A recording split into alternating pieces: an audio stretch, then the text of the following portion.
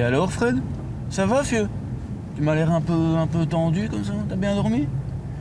Écoute, je vais t'emmener dans un endroit, tu vas te régaler. Allez-y, ma brave dame. Ouh, que ça va être bon, ça va être terrible, ça. Venez avec. Bonjour, monsieur Van Roy. Bonjour, comment allez-vous? Ben, ça va et vous? Très bien, très bien. Dites-moi, vous avez commencé à faire de la bière à quel âge ici? Oh, j'ai appris à brasser à 27 ans. Vous avez quel âge maintenant? Ah, je vais avoir 73 ans. Ah oui, ça fait quand même une paye, quoi.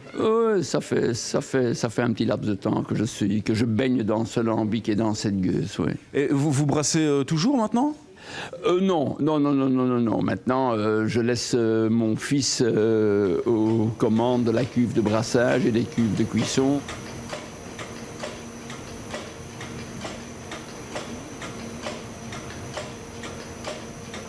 Je suis en train de faire ce qu'on appelle le nettoyage des drèches.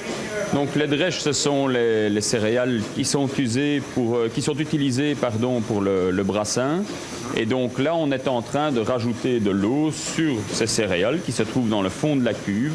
Et l'eau, en passant à travers les céréales, va entraîner les sucres. Fred, c'est bon? T'as de la condensation sur la cam? On peut continuer à travailler? Et sur les lunettes. Ouais, et il fait souvent n'importe quoi. Allez, Fred, reste un peu avec nous, hein. Concentré, hein, Méneke.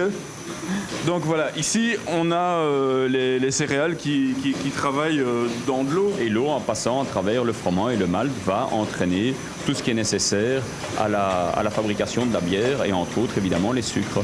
Vous avez le liquide qui ressort par les robinets qui sont là à votre droite et ce liquide va être pompé dans les deux cuves d'ébullition à l'étage et va être bouilli. Dites, monsieur Van Roy, faites-moi plaisir, vous pouvez caresser la pompe? Ah, bien sûr, je le fais tous les matins. Voilà, et en plus de ça, ici, le dôme est tout chaud. Il y a du mou. À 75 degrés, là, en dessous. C'est merveilleux. Ça fait un an de bonheur, hein, paraît-il. Absolument. Dis, regarde, Fred, j'ai trouvé un super isolant pour ma toiture. Allez, qu'est-ce que c'est ça, monsieur? Eh bien, ici, vous avez du houblon.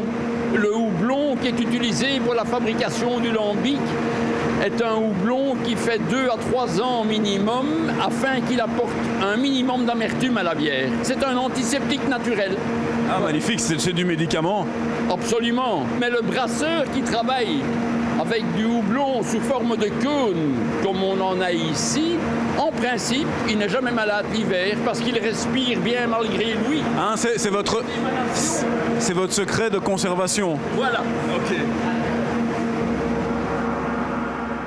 Ici, vous êtes sur le grenier et vous êtes à quelques marches du sommet de la brasserie où se trouve le bac refroidissoir. La cathédrale. La cathédrale, le temple. Allons-y. Avec plaisir. Regarde là-bas. C'est magnifique la couleur. Hein. C'est quoi? C'est du cuivre? C'est du cuivre rouge. C'est donc là que le mou qui a été rendu stérile par la cuisson va tout simplement reprendre vie grâce à un enrichissement naturel par levure sauvage, des levures naturelles. Le principe même d'élaboration de notre lambic fait qu'on doit travailler l'hiver. On ne peut refroidir valablement dans des conditions pareilles que si les nuits sont froides. La céréale, c'est ce qu'il y a de plus important pour la bière. C'est ça qui est déterminant, fondamental. Ah ben oui, les céréales, évidemment, c'est ce qu'il faut pour faire de la bière. Il faut du grain et ici, la recette pour faire du lambic, c'est très clair. Il faut 1/3 de froment non malté, donc un blé dur, et 2/3 d'orge maltée. Avec la particularité chez nous, c'est que tout est bio. Chers téléspectateurs, Jean-Pierre est un homme de conviction. On est ici en présence de toutes ces barriques, tous ces tonneaux qui ont contenu du vin auparavant. Vous aviez dit que vous aviez une de vos bières qui était un peu comme un mouton Rothschild ou un Pétrus. Vous n'êtes pas un peu un Dickeneck? On est un peu inventaire, on est peut-être un peu Dickeneck, mais quand même pas trop. Il y a quand même une paire de vérités là-dedans.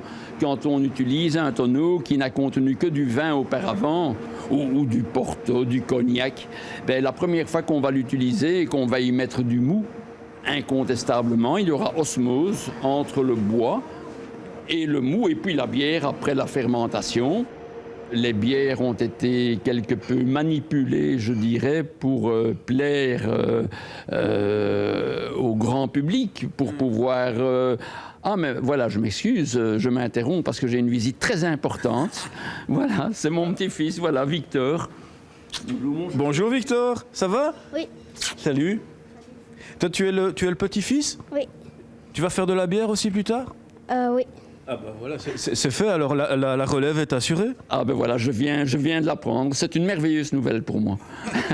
Berthaud, tu peux servir un peu de cric, s'il te plaît? Avec un beau col, hein. Avec un beau col, Godverdomme. Ben on va la goûter alors cette crique, hein. Dis Fred, pose un petit peu ta caméra et tu vas venir goûter avec nous, hein. Voilà, tu la déposes là, ok. Venez avec moi. Voilà. Donc, Santé, messieurs, santé. Santé, merci beaucoup. Monsieur Van Roy, merci beaucoup de nous avoir reçus. Mais écoutez, le plaisir est pour moi. Au revoir et salut Cus. Fred, tu peux couper, hein. Bon, il faut tout faire soi-même, je vais couper.